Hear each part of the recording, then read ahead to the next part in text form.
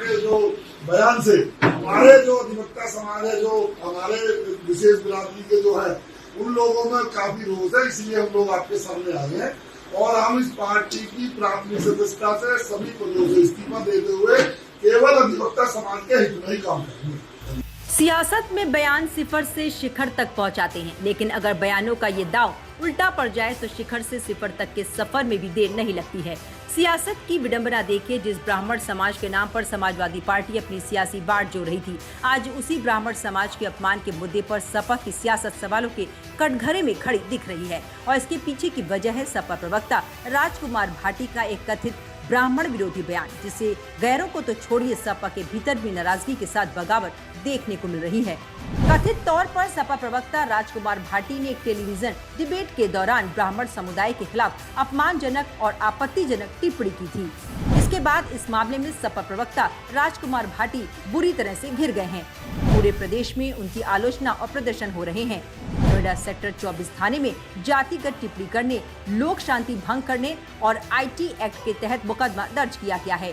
गाजियाबाद के कबीरनगर थाने में भाटी के खिलाफ FIR दर्ज की गई है। वहीं सपा ने नोएडा के जिस दादरी से 2027 के चुनाव का शंखनाद किया था, अब वहीं से सपा की मुश्किलें बढ़ती नजर आ रही हैं। सपा के कई बड़े नेता भाटी के बयान के बाद सपा से किनारा कर रहे हैं। नोएडा के बार एसोसिएशन के निर्वाचित अध्यक्ष और सचिव शोभा राम चंद्रीला ने सपा से इस्तीफा दे दिया है। शोभा राम चंद्रीला 13 साल से समाजवादी पार्टी से जुड़े थे। अध्यक्ष मनोज भाटी ने सपा अधिवक्ता सभा के राष्ट्रीय सचिव पद से भी त्याग पत्र दिया है। उनके साथ ही सैकड़ों अधिवक्ताओं ने भी पार्टी छोड़ दी है। बार में करीब 700 ब्राह्मण अधिवक्ता हैं, जिनमें भारी नाराजगी फैल गई है।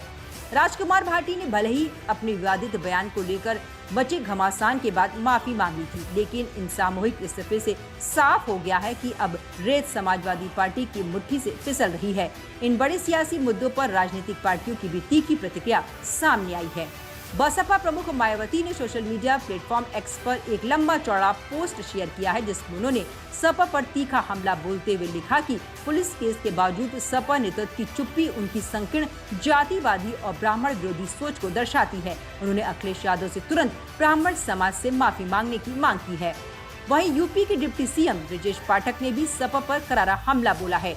ब्रजेश पाठक ने X पोस्ट में सपा के बयान को निंदनीय बताते हुए कहा कि ये सपा का असली घृणित चरित्र उजागर करता है, जिसे देश का ब्राह्मण समाज कभी बर्दाश्त नहीं करेगा। सपा पर हो रहे सियासी निशानों से साफ है कि भाटी के बयान से उठा तूफान फिलहाल थमने वाला नहीं है।